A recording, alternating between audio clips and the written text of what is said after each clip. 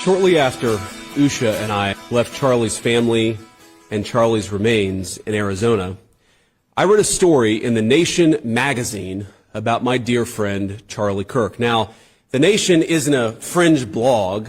It's a well-funded, well-respected magazine whose publishing history goes back to the American Civil War. George Soros's Open Society Foundation funds this magazine, as does the Ford Foundation and many other wealthy titans of the American progressive movement. The writer accuses Charlie of saying, and I quote, "Black women do not have brain processing power to be taken seriously. But if you go and watch the clip, the very clip she links to, you realize he never said anything like that. He never uttered those words.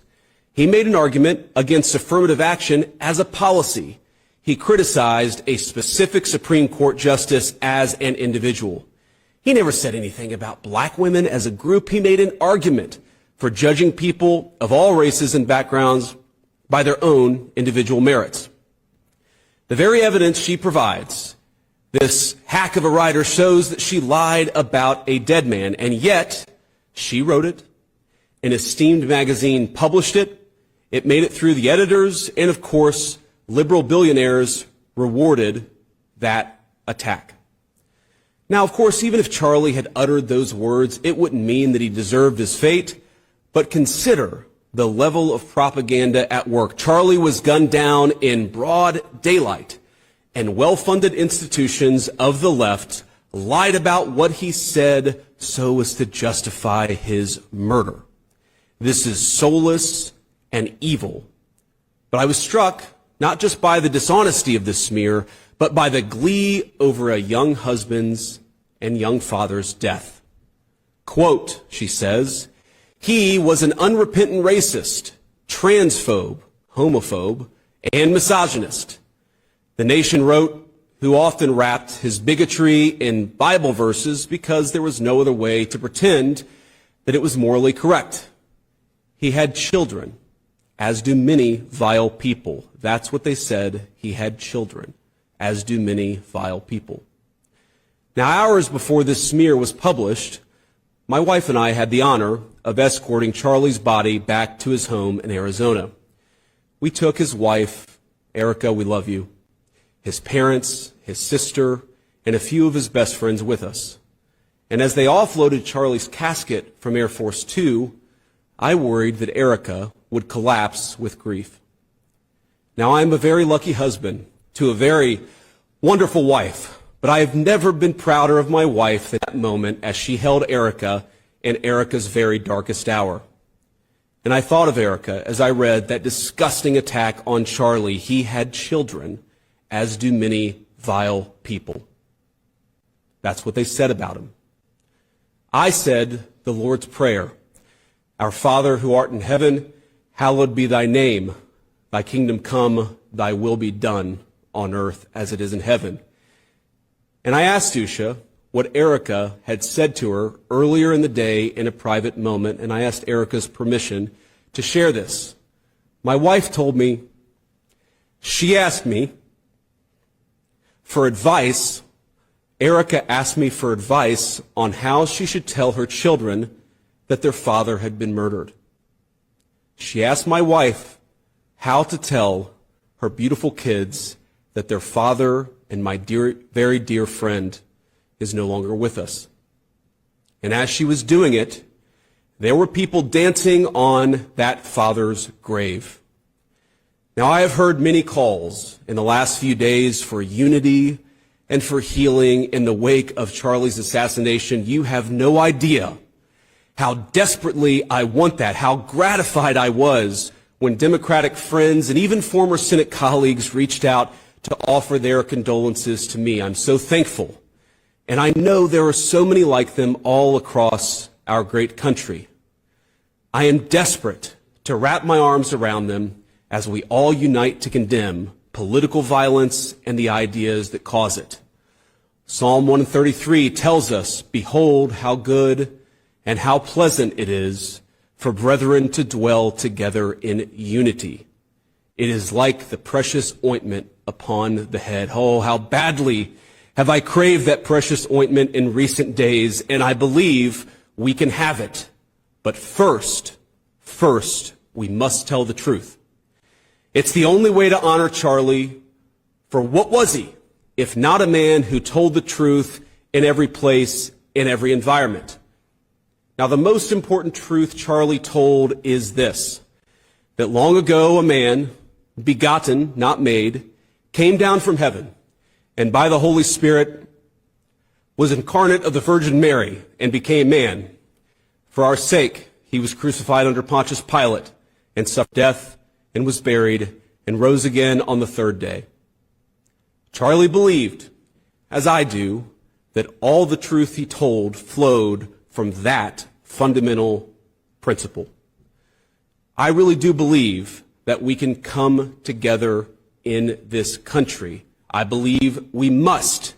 But unity, real unity, can be found only after climbing the mountain of truth. And there are difficult truths we must confront in our country. One truth is that 24% of self-described, quote, very liberals believe it is acceptable to be happy about the death of a political opponent, while only 3% of self-described very conservatives agree. 3% is too many, of course. Another truth is that 26% of young liberals believe political violence is sometimes justified, and only 7% of young conservatives say the same. Again, too high a number. In a country of 330 million people, you can of course find one person of a given political persuasion justifying this or that or almost anything. But the data is clear. People on the left are much likelier to defend and celebrate political violence. This is not a both sides problem. If both sides have a problem, one side has a much bigger and malignant problem, and that is the truth we must be told. That problem has terrible consequences. The leader of our party, Donald J. Trump, escaped an assassin's bullet by less than an inch. Our House Majority Leader, Stephen Scalise, came within seconds of death by an assassin himself. And now, the most influential conservative activist in generations, our friend Charlie, has been murdered. This violence, it doesn't come from nowhere. Now, any political movement, violent or not violent, is a collection of forces. It's like a pyramid that stacks on top, one support on top of the other.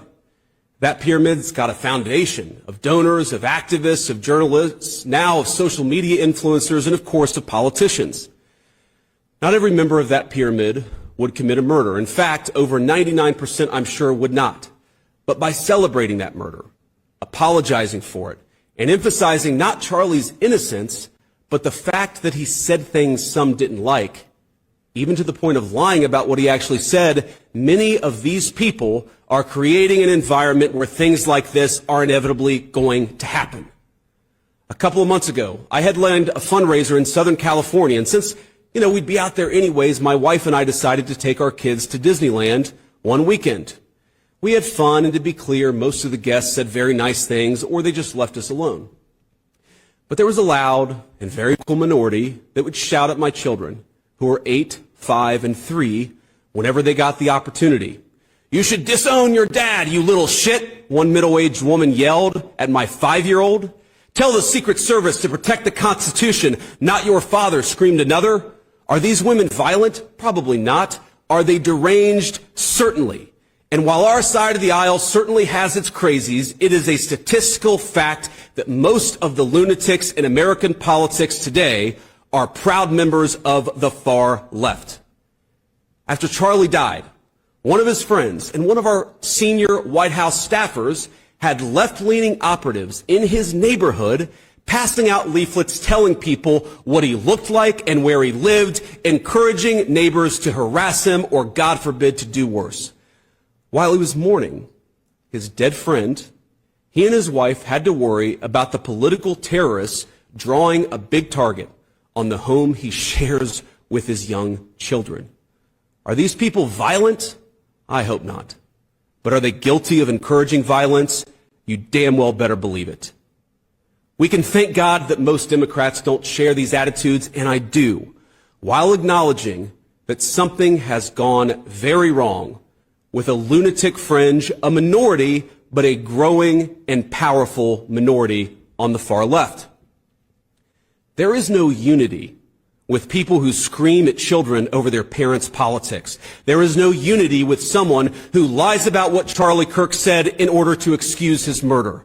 There is no unity with someone who harasses an innocent family the day after the father of that family lost a dear friend. There is no unity with the people who celebrate Charlie Kirk's assassination. And there is no unity with the people who fund these articles, who pay the salaries of these terrorist sympathizers, who argue that Charlie Kirk, a loving husband and father, deserved a shot to the neck because he spoke words with which they disagree. Did you know that the George Soros Open Society Foundation and the Ford Foundation, the groups who funded that disgusting article justifying Charlie's death, do you know they benefit from generous tax treatment? They are literally subsidized by you and me, the American taxpayer. And how do they reward us? By setting fire to the house built by the American family over 250 years. I am desperate for our country to be united in condemnation of the actions and the ideas that killed my friend. I want it so badly that I will tell you a difficult truth. We can only have it with people who acknowledge that political violence is unacceptable, and when we work to dismantle the institutions that promote violence and terrorism in our own country. Now, our government, you heard me talk to Stephen Miller about this, will be working very hard to do exactly that in the months to come. We're not always going to get it right. We will sometimes move more slowly than you would like. We will sometimes move more slowly than I want us to. But I promise you that we will explore every option to bring real unity to our country and stop those who would kill their fellow Americans because they don't like what they say. But you have a role too. Civil society, Charlie understood this well, is not just something that flows from the government. It flows from each and every one of us. It flows from all of us.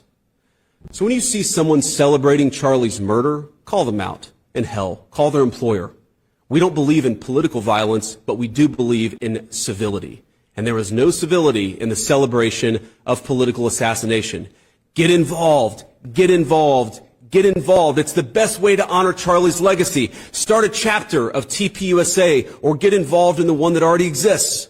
If you're older, volunteer for your local party, write an op-ed in your local paper, run for office. I can't promise you this is going to be easy. I can't promise you that all of us will avoid Charlie's fate. I can't promise you that I will avoid Charlie's fate. But the best way to honor him is to shine the light of truth like a torch in the very darkest places. Go do it. We owe it to our friend to ensure that his killer is not just prosecuted but punished.